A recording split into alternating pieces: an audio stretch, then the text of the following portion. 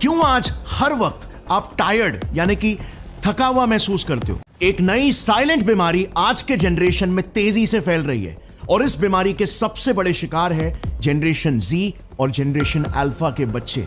रात की अच्छी 7 घंटे की पूरी नींद लेने के बाद भी सुबह उठकर बिस्तर छोड़ने का मन ही नहीं करता। ऐसा फील होता है मानो उठने की एनर्जी ही नहीं है। आपको दिन दोपहर में तेजी से नींद आती है और काम करते वक्त या पढ़ाई करते वक्त आप खोए खोए रहते हो, जैसे मन ही नहीं लग रहा। चाहे आपके करियर के गोल्स हो या पढ़ाई के, आपको बहुत अच्छे से पता है कि उन्हें अचीव करने के लिए आपको एग्जैक्टली करना क्या है, बट उसके तरफ एक्शन लेने की जैसे ही बात आती है आप थक जाते हो, उसे टालने लगते हो।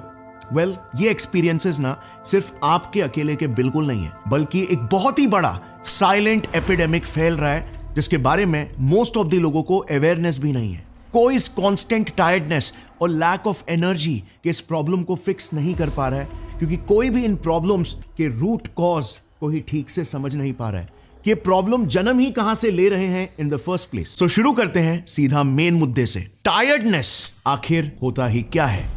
अब इसे ध्यान से समझना, कई लोग इसे समझने में ना गलती करते हैं। टायर्डनेस एक साइकोलॉजिकल स्टेट है, फिजिकल स्टेट नहीं। चाहे आपने खाने में कितने भी कैलोरीज क्यों ना कंज्यूम कर ली हो, कितना भी रेस्ट आपने क्यों ना ले लिया हो, कितना भी एनर्जी ड्रिंक आपने क्यों नहीं ठूस लिया हो, it has nothing to do with energy. आप फिर भी टायर्ड फील कर सकते हो। ये एक मेंटल, एक साइकोलॉजिकल स्टेट है। दिमाग में एक पर्टिकुलर किस्म का केमिकल लोचा है। Let me explain. देखो, हमारा दिमाग ना लाखों करोड़ों सालों के विकास यानी कि एवोल्यूशन से बना है, और लाखों सालों पहले जब हम जंगलों में रहा करते थे तो वहां पर बेसिकली स्विगी, जोमैटो और इस्कॉन का फ्री फूड फॉर लाइफ नहीं हुआ करता था। बेसिकली रिसोर्सेस की बहुत ज्यादा कमी हुआ करती थी, और ऐसे दौर में जहां पर जानवर भूख और प्यास से एक्चुअली मरा करते थे, एक्सट्रीमली इंपॉर्टेंट था कि हम अपने बॉडी के एनर्जी रिसोर्सेस को सोच समझकर इस्तेमाल करें। और इंसानों के लिए तो एक बड़ा दिमाग का होना मतलब और भी ज्यादा कैलोरीज खर्च होना, क्योंकि 2% बॉडी साइज होने के बाद भी हमारा दिमाग 20% एनर्जी कंज्यूम करता है। ये बिल्कुल क्लियर था कि प्राचीन दौर में खाने और रिसोर्सेज की कमी के वजह से दिमाग को एनर्जी कॉन्जर्वेशन मैकेनिज्म डेवलप करना पड़े, ताकि वो हमारे शरीर की ऊर्जा को एकदम फूंक फूंक कर ही खर्च करे, सिर्फ उन्हीं कामों में जो दिमाग को लगता है जरूरत के। और एग्जैक्टली इसी नीड के वजह से ही जन्म हुआ टायर्डनेस के इमोशन का। 2012 में पब्लिश हुए न्यूरोसाइंस के सेंट्रल गवर्नर मॉडल के हिसाब से टायर्डनेस बेसिकली एक ऐसी फीलिंग है जो आपको ऐसा महसूस कराती है कि एक पर्टिकुलर एक्शन या एफर्ट लेने का कोई फायदा ही नहीं है, सिर्फ उस एक्शन को लेकर खाली आपकी एनर्जी वेस्ट होगी। ये एक प्राचीन साइकोलॉजिकल लूपहोल है जो आज तक चलता आ रहा है और हमें एनर्जी को फूंक फूंक कर यूज करवाने के लिए इन्फ्लुएंस कर रहा है। बेसिकली 2016 में पब्लिश हुए एक और एक रिसर्च के हिसाब से इसे एक किस्म का कॉस्ट बेनिफिट एनालिसिस कहा जा सकता है, जो कि किसी भी टास्क के पहले आपका मोटिवेशन लेवल डिसाइड करता है। हमारा ब्रेन किसी भी एक्शन को अंजाम देने से पहले एक तराजू की तरह तोल रहा होता है कि इस टास्क में कितनी एनर्जी स्पेंड होगी और इसका कितना रिवॉर्ड मुझे मिलेगा। और यहां पर ब्रेन के लिए रिवॉर्ड एग्जैक्टली क्या है? पॉजिटिव फील कराने वाले न्यूरोकेमिकल्स डोपामिन और सेरोटोनिन। और ब्रेन का अल्टीमेट गोल बस यही है, कम से कम एफर्ट में ज्यादा से ज्यादा रिवॉर्ड हासिल कर पाना, क्योंकि इसी साइकोलॉजी ने हमें पुराने सदियों में सरवाइव करवाने में हेल्प किया था। देखो, हमारे दिमाग का एक सिंपल सा फर्स्ट प्रिंसिपल आप समझ ही गए हो, लीस्ट एफर्ट में हाईएस्ट रिवॉर्ड गेन करना। अब जरा एक सिंपल से एग्जांपल से समझते हैं कि मैं क्या बात कर रहा हूं। हमारा दिमाग हमें खुशी, मोटिवेशन और फीलिंग ऑफ एनर्जी देता है प्राइमरीली डोपामिन हार्मोन से।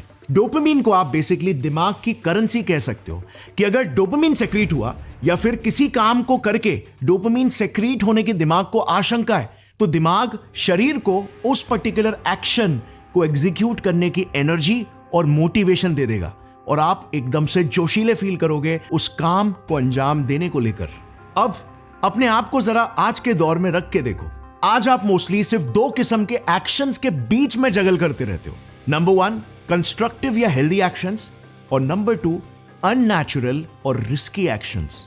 कंस्ट्रक्टिव एक्शंस बेसिकली ऐसे प्रकार के काम हो गए जो आपको पता है लॉन्ग टर्म में आपको बहुत फायदा देंगे, आपकी जिंदगी, आपके सेहत और आपके लॉन्ग टर्म खुशी के हित में है ये एक्शंस। जैसे एक स्टूडेंट के लिए डेली पढ़ाई करके टॉप मार्क्स लाना, एक एम्प्लॉय के लिए अपने स्किल्स को अपग्रेड करना, एक एथलीट के लिए रोज रिगरस ट्रेनिंग रूटीन को फॉलो करना। So in low effort high reward action से, फॉर एग्जाम्पल, आपका दिमाग बस सिर्फ 30 मिनट के उंगलियां हिलाने से ही 10 यूनिट्स ऑफ डोपामीन प्रोड्यूस कर लेता है। अब यहीं पर हम पहुंचते हैं टायर्डनेस की असली जड़ पर। देखो, इस सब से आज के दौर में एक कॉमन इंसान के दिमाग में कॉन्स्टेंटली लड़ाई चल रही है। एक तरफ मेहनत वाला कंस्ट्रक्टिव काम है जो जिंदगी बनाएगा, लॉन्ग टर्म खुशी देगा, बट वो बहुत ज्यादा एफर्ट लेता है और कम डोपामीन रिलीज करवाता है। 8 घंटे के काम के बाद बस सिर्फ 10 यूनिट, वो भी एक डिलेड फैशन में।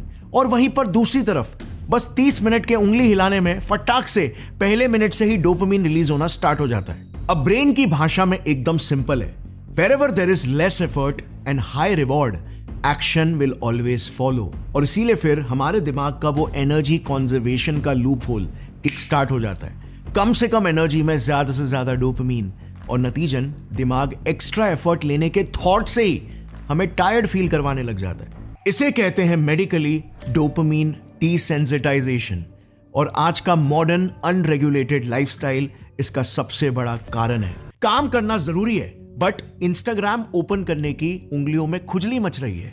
से नो।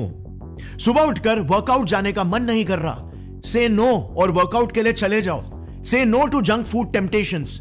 जितना ज्यादा आप अपने इंपल्सिव लिम्बिक सिस्टम के अर्जेस को ना बोलोगे, उतना ज्यादा आपका प्रीफ्रंटल कॉर्टेक्स और इंसुला का कनेक्शन स्ट्रांग होते जाता है। उतना ज्यादा आप डोपामीन डिसेंसिटाइजेशन के ट्रैप से भी बाहर निकलने लगोगे। आपको कंस्ट्रक्टिव कामों में, जैसे कि पढ़ाई, आपका जॉब, स्किल अपग्रेडेशन, इनमें मजा आने लगेगा।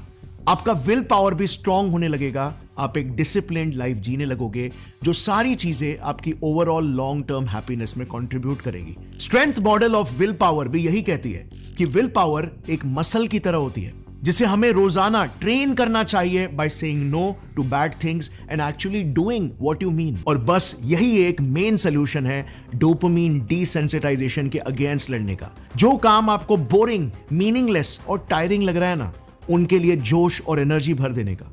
अब आते हैं वीडियो के मेन पार्ट पर कि कैसे हम इस टायर्डनेस की समस्या को जड़ से ही खत्म करें, कैसे हम most of the times motivated, energetic और हैप्पी फील करें अपनी लाइफ में। तो देखो, अगर आप क्रॉनिकली टायर्ड फील करते हो ना, तो आपको बेसिकली सिर्फ 2 चीजों पर फंडामेंटली फोकस करना है। पहली चीज माइंडसेट और दूसरी चीज एक्शंस या बिहेवियर। ये दोनों को मिलाकर आपकी एक लाइफस्टाइल बनेगी और वहां से आपका इंप्रूवमेंट आना शुरू होगा। चलिए समझते हैं कैसे। देखो, साइकोलॉजी के हिसाब से ना, आपके बिहेवियर में कभी भी लास्टिंग बदलाव नहीं आ सकता जब तक आप अपने माइंडसेट को बदलो। माइंडसेट लिटरली किसी भी चेंज का 80% होता है। भारी से भारी एडिक्शंस को भी छुड़ाने के लिए सबसे पहले माइंडसेट पर ही काम करना होता है। Because your behaviour will always stay congruent to how you identify yourself in your mindset. So the first step is, life का कोई पर्पस बनाओ। एक ऐसा पर्पस जो आपके सारे ह्यूमन नीड्स को पूरा करे और दुनिया में एक पॉजिटिव इंपैक्ट क्रिएट करे, जो भी बाय द वे एक ह्यूमन नीड ही है। अब ह्यूमन नीड्स की अगर बात करें तो वो कई किस्म के होते हैं, जैसे बेसिक बायोलॉजिकल नीड्स, रोटी कपड़ा मकान। बट इससे आगे बढ़कर है हमारे सोशल और रोमांटिक नीड्स, और उससे भी बढ़कर है हमारे ग्रोथ और खुद की काबिलियत से एक बड़ा पॉजिटिव इंपैक्ट क्रिएट करने की नीड्स। देखो, अकॉर्डिंग टू मी 100 चीजों पर फोकस करने की कोई जरूरत नहीं है। सिर्फ एक ऐसी फिलॉसफी बनाओ अपनी लाइफ की कि सिर्फ एक मोस्ट इंपॉर्टेंट नीड पर रेजर शार्प फोकस करो और बाकी के सारे नीड्स अपने आप ही मीट हो जाएंगे। अगर ये वीडियो का क्लिप आपको पसंद आया तो पूरी वीडियो चेक करना मत भूलना, लिंक नीचे डिस्क्रिप्शन में है।